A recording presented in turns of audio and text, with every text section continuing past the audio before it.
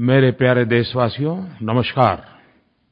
आप सभी को क्रिसमस की अनेक-अनेक शुभकामनाएँ।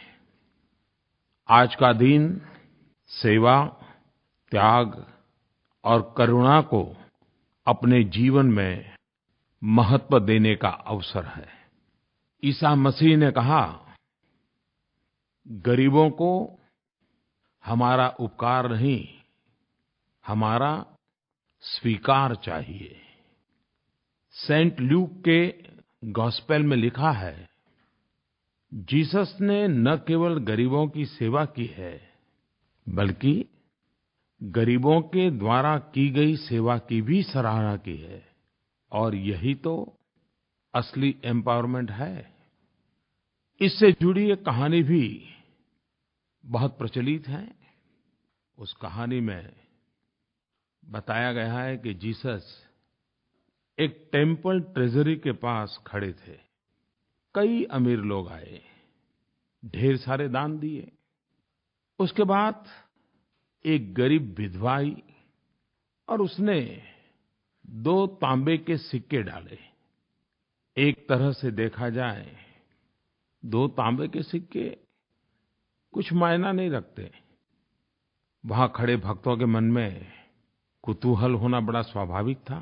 तब जीसस ने कहा कि उस विधवा महिला ने सबसे ज्यादा दान किया है, क्योंकि औरों ने बहुत कुछ दिया, लेकिन इस विधवा ने तो अपना सब कुछ दे दिया है। आज 25 दिसंबर महामना मदन मोहन मालवीय जी की भी जयंती है। भारतीय जनमानस में संकल्प और आत्मविश्वास जगाने वाले मालवीय जी ने आधुनिक शिक्षा को एक नई दिशा दी। उन्हें जयंती पर भावभीनी श्रद्धांजलि।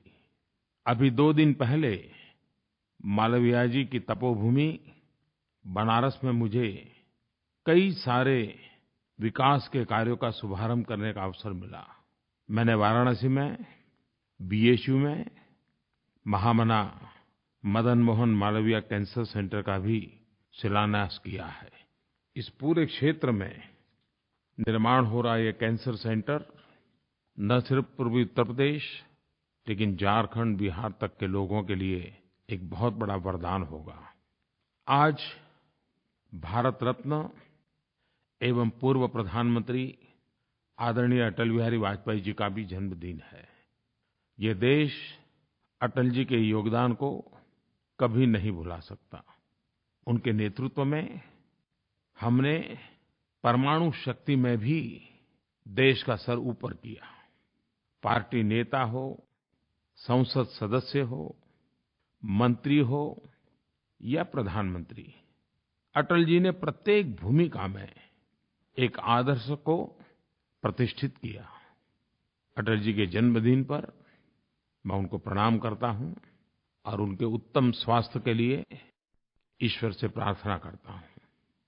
एक कार्यकर्ता के नाते अटल जी के साथ कार्य करने का सौभाग्य मिला। अनेक स्मृतियाँ आँखों के सामने उभर करके आती हैं। आज सुबह-सुबह जब मैंने ट्वीट किया तो एक पुराना वीडियो भी मैंने शेयर किया है।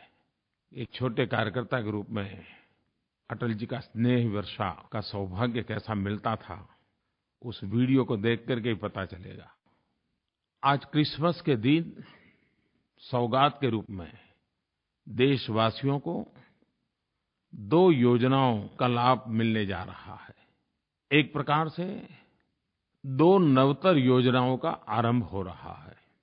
पूरे देश में गाँव हो या शहर हो, पढ़े लिखे हो या अनपढ़ हो, कैशलेस क्या है, कैशलेस कारोबार कैसे चल सकता है, बिना कैश खरीदारी कैसे की जा सकती है, चारों तरफ एक जिज्ञासा का माहौल बना है। हर कोई एक दूसरे से सीखना समझना चाहता है।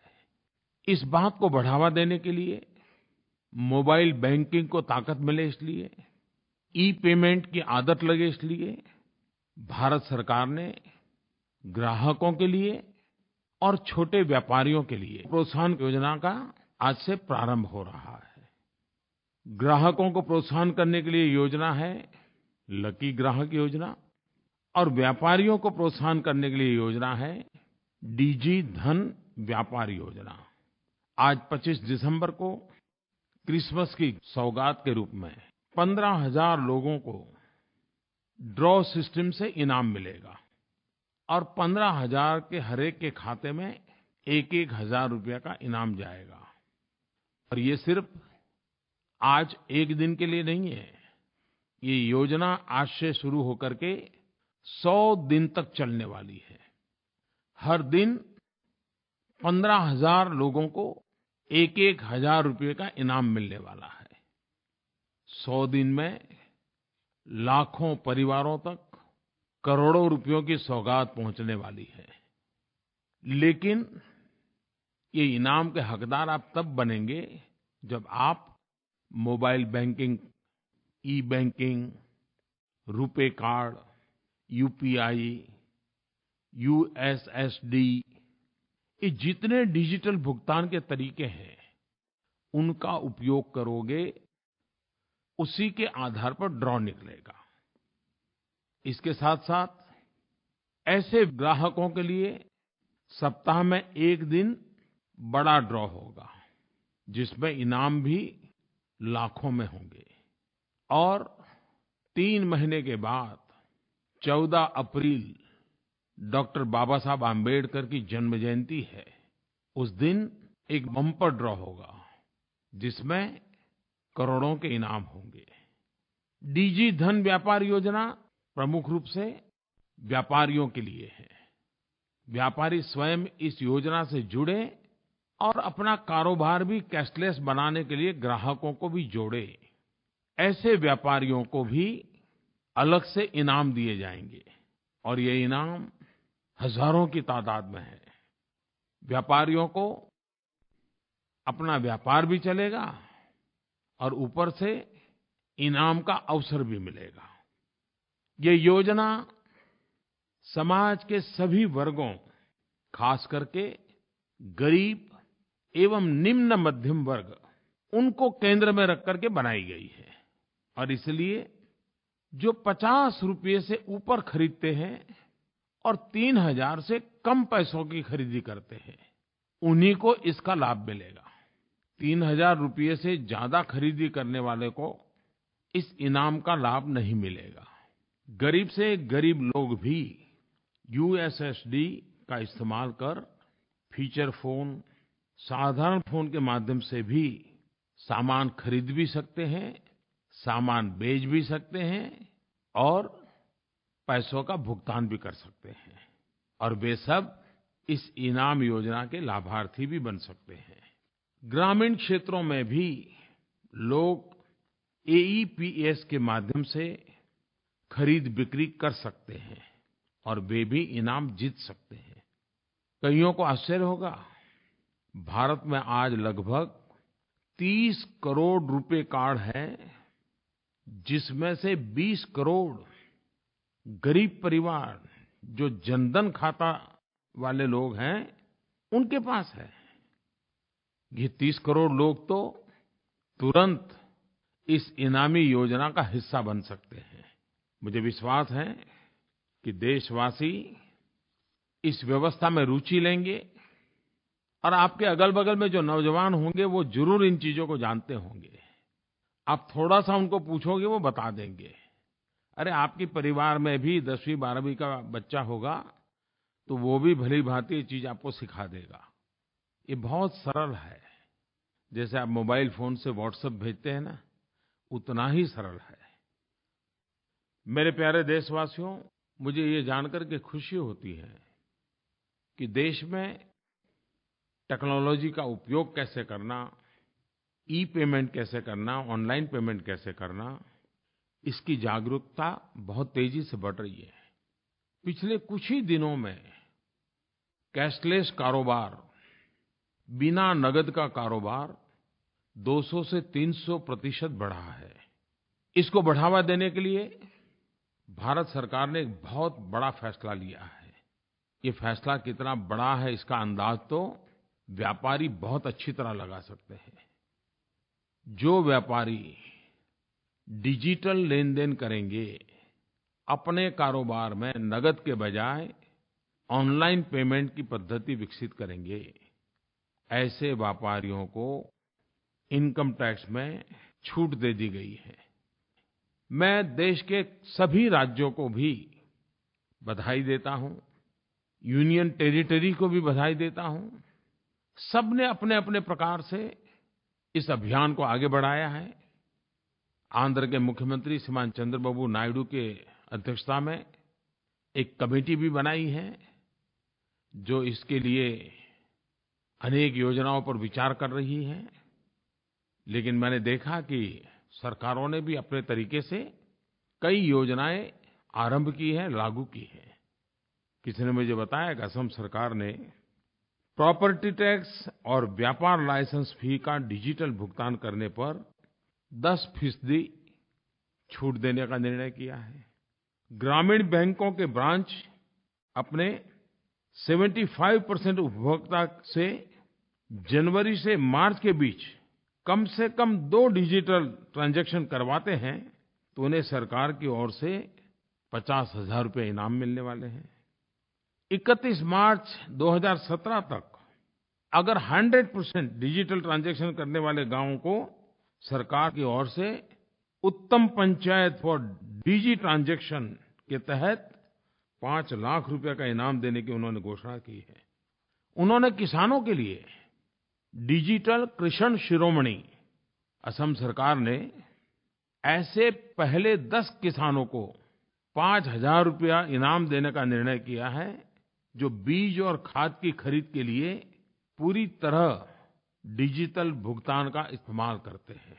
मैं असम सरकार को बधाई देता हूँ, लेकिन इस प्रकार से इनिशिएटिव लिए सभी सरकारों को बधाई देता हूँ। कई ऑर्गेनाइजेशंस ने भी गाँव गरीब किसानों के बीच डिजिटल लेनदेन को बढ़ावा देने के कई सफल प्रयोग किए हैं।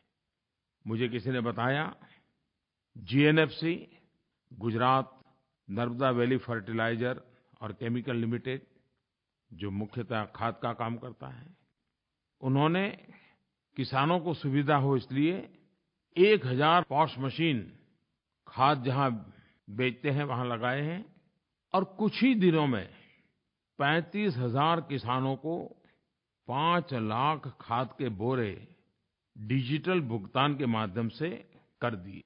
और ये सब सिर्फ 2 हफ्ते में किया। और मजा ये है कि पिछले वर्ष की तुलना में जीएनएफसी की खाद की बिक्री में 27% बढ़ोतरी हुई है। भाइयों-बहनों, हमारी अर्थव्यवस्था में, हमारी जीवन व्यवस्था में इन्फॉर्मल सेक्टर बहुत बड़ा है और ज्यादातर इन लोगों को मजदूरी का पैसा, काम का पैसा या पगार नगद में दिया जाता है, कैश में सैलरी दी जाती है।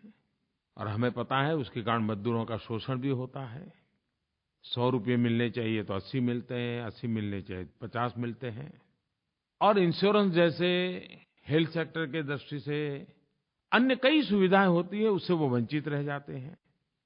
लेकिन अब कैशलेस पेमेंट हो रहा है, सीधा पैसा बैंक में जमा हो रहा है। एक प्रकार से इन्फॉर्मल सेक्टर फॉर्मल में कन्वर्ट होता जा रहा है। शोषण बंद हो रहा है। कट देना पड़ता है तो वो कट भी अब बंद हो रहा है। और मजदूर को, कारीगर को, ऐसे गरीब व्यक्ति को पूरे पैसे मिलना संभव हुआ है। साथ-साथ अन्य जो लाभ मिलते हैं, वे लाभ का भी वो हकदार बन रहा है। हमारा देश तो सर्वाधिक युवाओं वाला देश है। टेक्नोलॉजी हमें सहज साध्य है। भारत जैसे देश ने तो इस क्षेत्र में सबसे आगे होना चाहिए। हमारे नौजवानों ने स्टार्टअप से काफी प्रगति की है। ये डिजिटल मूवमेंट एक सुनहरा अवसर है। हमारे नौजवान नए-नए आइडियाज के साथ, नई-नई टेक्नोलॉजी के साथ, नई-नई पद्धति के साथ इस क्षेत्र को जितना बल दे सकते हैं देना चाहिए, लेकिन देश को काले धन से, भ्रष्टाचार से मुक्त कराने के अभियान में पूरी ताकत से हमने जुड़ना चाहिए। मेरे प्यारे देशवासियो, मैं हर महीने मन की बात के पहले लोगों से आग्रह करता हूँ कि आप मुझे अपने सुझाव दीजिए, अपने विचार बताइए, और हज़ारों की तादाद में माइगोव पर, नरेंद्र मोदी App पर इस बार जो सुझाव आए, मैं कह सकता हूँ 80-90% सुझाव भ्रष्टाचार और काले धन के खिलाफ़ की लड़ाई के संबंध में आए। नोटबंदी की चर्चा आई। इन सारी चीज़ों को जब मैंने देखा तो मैं मोटे-मोटे तौर पे कह सकता हूँ कि मैं उसको 3 भागों में विभाजित करता हूँ। कुछ लोगों ने जो मुझे लिखा है उसमें नागरिकों को कैसी-कैसी कठिनाइयाँ हो रही हैं, कैसी असुविधाएँ हो रही हैं, इसके संबंध में विस्तार से लिखा है। लिखने वालों का दूसरा तबका वो है जिन्होंने ज़्यादातर उन बातों पर बल दिया है कि इतना अच्छा काम, देश की भलाई का काम, इतना पवित्र काम, लेकिन उसके बावजूद भी कहाँ-कहाँ, कैसी-कैसी धांधली हो रही है। किस प्रकार से बेईमानी के नए-नए रास्ते खोजे जा रहे हैं, इसका भी ज़िक्र लोगों ने किया है। और तीसरा वो तबका है जिन्होंने जो हुआ है उसका तो समर्थन किया है, लेकिन साथ-साथ ये लड़ाई आगे बढ़नी चाहिए। भ्रष्टाचार, काला धन पूर्णतया नष्ट होना चाहिए, इसके लिए और कठोर कदम उठाने चाहिए तो उठाने चाहिए। ऐसा बड़ा ही बल देकर के लिखने वाले लोग भी हैं। मैं देशवासियों का आभारी हूँ कि इतनी सारी चिट्ठियाँ लिख करके मुझे आपने मदद की है। श्रीमान गुरु मणि केवल ने माइगोव पर लिखा है, काले धन पर लगाम लगाने का यह कदम प्रशंसा के योग्य है। हम नागरिकों को परेशानी हो रही है, लेकिन हम सब भ्रष्टाचार के खिलाफ़ लड़ रहे हैं और इस लड़ाई में हम जो सहयोग दे रहे हैं उससे हम खुश हैं। हम भ्रष्टाचार, काला धन इत्यादि के खिलाफ़ मिलिटरी फोर्सेस की तरह लड़ रहे हैं। गुरु मणि केवल जी ने जो बात लिखी है, देश के हर कोने में से यही भावना उजागर हो रही है। हम सब इसको अनुभव कर रहे हैं। लेकिन ये बात सही है, जब जनता कष्ट झेलती है, तकलीफ झेलती है, तो कौन इंसान होगा जिसको पीड़ा न होती हो। जितनी पीड़ा आपको होती है उतनी ही पीड़ा मुझे भी होती है। लेकिन एक उत्तम ध्येय के लिए, एक उच्च इरादे को पार करने के लिए साफ नियत के साथ जब काम होता है तो एक कष्ट के बीच, दुःख के बीच, पीड़ा के बीच भी देशवासी हिम्मत के साथ डटे रहते हैं। ये लोग ही असल में एजेंट ऑफ चेंज, बदलाव के पुरोधा है। मैं लोगों को एक और कारण के लिए भी धन्यवाद देता हूँ कि उन्होंने न केवल परेशानियाँ उठाई हैं, बल्कि उन चुनिंदा लोगों को करारा जवाब भी दिया है जो जनता को गुमराह करने की कोशिश कर रहे हैं। कितनी सारी अफवाहें फैलाई गई। भ्रष्टाचार और काले धन जैसी लड़ाई को भी सांप्रदायिकता के रंग से रंगने का भी कितना प्रयास किया गया। किसी ने अफवाह फैलाई, नोट पर लिखे स्पेलिंग गलत है। किसी ने कह दिया नमक का दाम बढ़ गया है। किसी ने अफवाह चला दी 2000 के नोट भी जाने वाली है, 500 और 100 के भी जाने वाली है, ये भी फिर से जाने वाला है। लेकिन मैंने देखा भांति-भांति अफवाहों के बावजूद भी देश नहीं हुआ है। इतना ही नहीं, कई लोग मैदान में आए, अपने क्रिएटिविटी के द्वारा, अपनी बुद्धि शक्ति के द्वारा अफवाह फैलाने वालों को भी बेनकाब किया, अफवाहों को भी बेनकाब कर दिया और सत्य ला करके खड़ा कर दिया। मैं जनता के इस सामर्थ्य को भी शत-शत नमन करता हूँ। मेरे प्यारे देशवासियों, ये मैं साफ अनुभव कर रहा हूँ, हर पल अनुभव कर रहा हूँ। जब 125 करोड़ देशवासी आपके साथ खड़े हो, तब कुछ भी असंभव नहीं होता है। और जनता जनार्दन ही तो ईश्वर का रूप होती है। और जनता के आशीर्वाद ईश्वर के ही आशीर्वाद बन जाते हैं। मैं देश की जनता को धन्यवाद देता हूँ, उन्हें नमन करता हूँ कि भ्रष्टाचार और काले धन के खिलाफ़ इस महायज्ञ में लोगों ने पूरे उत्साह के साथ भाग लिया है।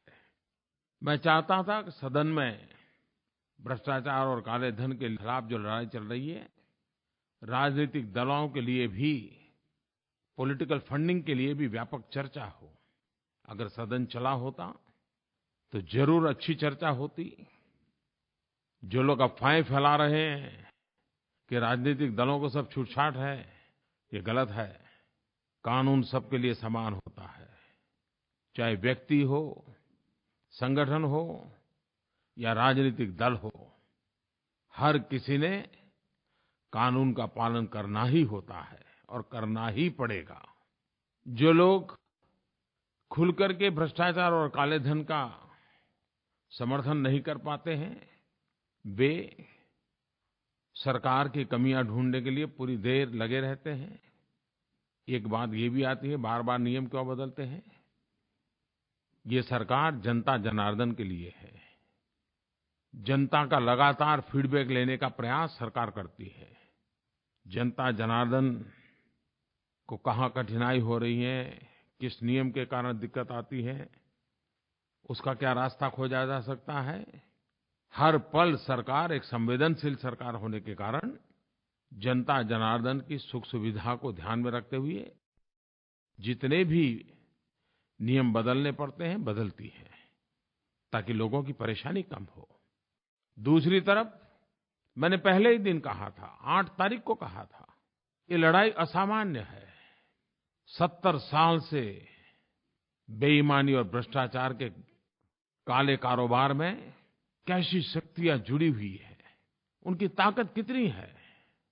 ऐसे लोगों से मैंने जब मुकाबला करना ठान लिया है, तो वे भी तो सरकार को पराजित करने के लिए रोज नए तरीके अपनाते हैं। जब वो नए तरीके अपनाते हैं तो हमें भी तो उसके काट के लिए नया तैर के अपनाना पड़ता है। तू डाल डाल तो मैं पात पात, क्योंकि हमने तय किया है कि भ्रष्टाचारियों को, काले कारोबारों को, काले धन को मिटाना है। दूसरी तरफ कई लोगों के पत्र इस बात को लेकर के आए हैं जिसमें किस प्रकार की धांधलियां हो रही हैं, किस प्रकार से नए-नए रास्ते खोजे जा रहे हैं, इसकी चर्चा है। मैं प्यारे देशवासियों को एक बात का हृदय से अभिनंदन करना चाहता हूँ। आज आप लोग टीवी पर, समाचार पत्रों में देखते होंगे, रोज नए-नए लोग पकड़े जा रहे हैं, नोटें पकड़ी जा रही हैं, छापे मारे जा रहे हैं, अच्छे-अच्छे लोग पकड़े जा रहे हैं। ये कैसे संभव हुआ है? मैं सीक्रेट बता दूं? सीक्रेट ये है कि जानकारियां मुझे लोगों की तरफ से मिल रही है। सरकारी व्यवस्था से जितनी जानकारी आती है, उससे अनेक गुना ज्यादा सामान्य नागरिकों से जानकारियां आ रही है। और ज्यादातर हमें सफलता मिल रही है, वो जन सामान्य की जागरूकता के कारण मिल रही है। कोई कल्पना कर सकता है, मेरे देश का जागरूक नागरिक ऐसे तत्वों को बेनकाब करने के लिए कितना रिस्क ले रहा है, और जो जानकारियां आ रही हैं उसमें ज्यादातर सफलता मिल रही है। मुझे विश्वास है कि सरकार ने इसके लिए जो एक ईमेल एड्रेस इस प्रकार की खबरें देना चाहते हैं उनके लिए बनाया है, उस पर भी भेज सकते हो, माइगोव पर भी भेज सकते हो। सरकार ऐसे सारे बुराइयों के साथ लड़ने के लिए प्रतिबद्ध है, और जब आपका सहयोग है तो फिर लड़ना बहुत आसान है। तीसरे पत्र लेखकों के ग्रुप ऐसा है, वे भी बहुत बड़ी संख्या में है। वो कहते हैं, मोदी जी थक मत जाना, रुक मत जाना, और जितना कठोर कदम उठा सकते उठाओ, लेकिन अब एक बार रास्ता पकड़ा है तो मंजिल तक पहुंचना ही है। मैं ऐसे पत्र लिखने वाले सबको विशेष रूप से धन्यवाद करता हूं, क्योंकि उनके पत्र में एक प्रकार से विश्वास भी है, आशीर्वाद भी है। मैं आपको विश्वास दिलाता हूं कि ये पूर्ण विराम नहीं है, ये तो अभी शुरुआत है।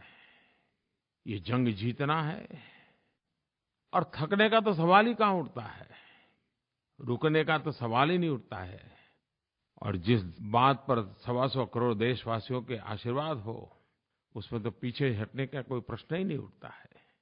आपको मालूम होगा हमारे देश में बेनामी संपत्ति का एक कानून 1988 1988 में बना था, लेकिन कभी भी न उसके रूल्स नहीं बने, उसको नोटिफाई नहीं किया, ऐसे ही वो ठंडे बस्ते में पड़ा रहा। हमने उसको निकाला है और बड़ा धारदार बेनामी संपत्ति का कानून हमने बनाया है। आने वाले दिनों में वो कानून भी अपना काम करेगा।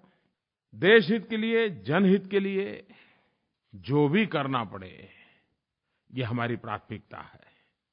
मेरे प्यारे देशवासियों, पिछली बार भी मन की बात में मैंने कहा था कि इन कठिनाइयों के बीच भी हमारे किसानों ने कड़ी मेहनत करके बुआई में पिछले साल का रिकॉर्ड तोड़ दिया। कृषि क्षेत्र की दृष्टि से ये शुभ संकेत है। इस देश का मजदूर हो, इस देश का किसान हो, इस देश का नौजवान हो, इन सब के परिश्रम आज नए रंग ला रहे हैं। पिछले दिनों विश्व के अर्थ मंच पर भारत ने अनेक क्षेत्रों में अपना नाम बड़े गौरव के साथ अंकित करवाया है। हमारे देशवासियों के लगातार प्रयासों का परिणाम है। अलग-अलग इंडिकेटर्स के जरिए भारत की वैश्विक रैंकिंग में बढ़ोतरी दिखाई दे रही है। वर्ल्ड बैंक की डूइंग बिजनेस रिपोर्ट में भारत की रैंकिंग बढ़ी है। हम भारत में बिजनेस प्रैक्टिसेस को दुनिया के बेस्ट प्रैक्टिसेस के बराबर बनाने का तेजी से प्रयास कर रहे हैं और सफलता मिल रही है। अंकटेड उसके द्वारा जारी वर्ल्ड इन्वेस्टमेंट रिपोर्ट के अनुसार top prospective host economies for 2016-18 में भारत का स्थान तीसरा पहुंच गया है। वर्ल्ड इकोनॉमिक फोरम के ग्लोबल कॉम्पिटिटिवनेस रिपोर्ट में भारत ने 32 रैंक की छलांग लगाई है। ग्लोबल इनोवेशन इंडेक्स 2016 में हमने 16 स्थानों की बढ़त हासिल की है और वर्ल्ड बैंक के लॉजिस्टिक्स परफॉर्मेंस इंडेक्स 2016 में 19 रैंक की बढ़ोतरी हुई है। कई रिपोर्ट ऐसे हैं जिसके मूल्यांकन भी इसी ओर इशारा करते हैं। भारत तेजी से आगे बढ़ रहा है। मेरे प्यारे देशवासियों, इस बार संसद का सत्र देशवासियों की नाराजगी का कारण बना। चारों तरफ संसद के गतिविधि के संबंध में रोष प्रकट हुआ।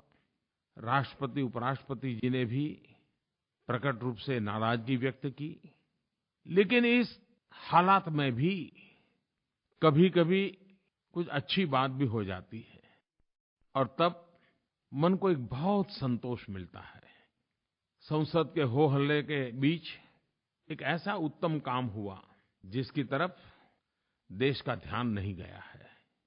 भाइयों बहनों, आज मुझे इस बात को बताते हुए गर्व और हर्ष की अनुभूति हो रही है कि दिव्यांगजनों पर जिस मिशन को लेकर के मेरी सरकार चली थी, उससे जुड़ा एक बिल संसद में पारित हो गया। इसके लिए मैं लोकसभा और राज्यसभा के सभी सांसदों का आभार व्यक्त करता हूं। देश के करोड़ों दिव्यांगजनों की तरफ से आभार व्यक्त करता हूं। दिव्यांगों के लिए हमारी सरकार कमिटेड है। मैंने निजी तौर पर भी इसे लेकर मुहिम को गति देने की कोशिश भी की है। मेरा इरादा था दिव्यांगजनों को उनका हक मिले, सम्मान मिले, जिसके वो अधिकारी हैं। हमारे प्रयासों और भरोसों को हमारे दिव्यांग भाई बहनों ने उस वक्त और मजबूती दी जब वे पैरालम्पिक्स में 4 मेडल जीत करके ले आए। उन्होंने अपनी इस जीत से न केवल देश का मान बढ़ाया, बल्कि अपनी क्षमता से लोगों को आश्चर्यचकित भी कर दिया। हमारे दिव्यांग भाई बहन भी देश के हर नागरिक की तरह हमारी एक अनमोल विरासत है, अनमोल शक्ति है। मैं आज बेहद खुश हूँ कि दिव्यांगजनों के हित के लिए ये कानून पास होने के बाद दिव्यांगों के पास नौकरी के ज़्यादा अवसर होंगे। सरकारी नौकरियों में आरक्षण की सीमा बढ़ाकर के 4% कर दी गई है। इस कानून से दिव्यांगों की शिक्षा, सुविधा और शिकायतों के लिए विशेष प्रावधान भी किए गए हैं। दिव्यांगों को लेकर के सरकार कितनी संवेदनशील है, इसका अंदाज आप इस बात से लगा सकते हैं कि केंद्र सरकार ने पिछले 2 वर्ष में दिव्यांगजनों के लिए 4,350 कैंप लगाए, 352 करोड़ रुपयों की राशि खर्च करके 5,80,000 दिव्यांग भाई-बहनों को उपकरण बाँटे। सरकार ने यूनाइटेड नेशन की भावना के अनुरूप ही नया कानून पारित किया है। पहले दिव्यांगों की श्रेणी 7 प्रकार की हुआ करती थी, लेकिन अब कानून बना करके उसे 21 प्रकार की कर दी गई है। इसमें 14 नई श्रेणियां और जोड़ दी हैं। दिव्यांगों की कई ऐसी श्रेणियां शामिल की गई हैं जिसे पहली बार न्याय मिला है, अवसर मिला है। जैसे थैलेसेमिया, पार्किंसन या फिर बौनापन, ऐसे क्षेत्रों को भी इस श्रेणी के साथ जोड़ दिया गया है। मेरे युवा साथियों, पिछले कुछ हफ्तों में खेल के मैदान में ऐसी खबरें आईं जिसने हम सबको गौरवान्वित कर दिया। भारतीय होने के नाते हम सबको गर्व होना बहुत स्वाभाविक है। भारतीय क्रिकेट टीम की इंग्लैंड के खिलाफ 4-0 से सीरीज में जीत हुई है। इसमें कुछ युवा खिलाड़ियों की परफॉर्मेंस काबिल-ए-तारीफ रही। हमारे नौजवान करुण नायर ने ट्रिपल सेंचुरी लगाई, तो केएल राहुल ने 199 रनों की पारी खेली। टेस्ट कप्तान विराट कोहली ने तो अच्छी बैटिंग के साथ-साथ अच्छा नेतृत्व भी दिया। भारतीय क्रिकेट टीम के ऑफ स्पिनर गेंदबाज आर अश्विन को आईसीसी ने वर्ष 2016 का क्रिकेटर ऑफ द ईयर और बेस्ट टेस्ट क्रिकेटर घोषित किया है। इन सबको मेरी बहुत-बहुत बधाइयाँ, ढेर सारी शुभकामनाएं। हॉकी के क्षेत्र में भी 15 साल के बाद बहुत अच्छी खबर आई।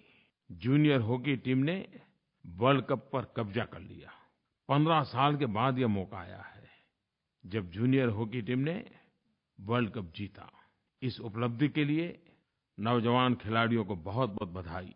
ये उपलब्धि भारतीय हॉकी टीम के भविष्य के लिए शुभ संकेत है। पिछले महीने हमारी महिला खिलाड़ियों ने भी कमाल करके दिखाई। भारत की महिला हॉकी टीम ने एशियन चैम्पियन ट्रॉफी भी जीती और अभी कुछ ही दिन पहले अंडर 18 एशिया कप भारत की महिला हॉकी टीम ने ब्रोंज मेडल हासिल किया। मैं क्रिकेट और हॉकी टीम के सभी खिलाड़ियों को हृदय से बहुत-बहुत अभिनंदन करता हूँ। मेरे प्यारे देशवासियों, 2017 का वर्ष नए उमंग और उत्साह का वर्ष बने। आपके सारे संकल्प सिद्ध हो, विकास की नई ऊंचाइयों को हम पार करें, सुख चैन की जिंदगी जीने के लिए गरीब से गरीब को अवसर मिले, ऐसा हमारा 2017 का वर्ष रहे। 2017 के वर्ष के लिए मेरी तरफ से सभी देशवासियों को अनेक-अनेक शुभकामनाएं। बहुत-बहुत धन्यवाद।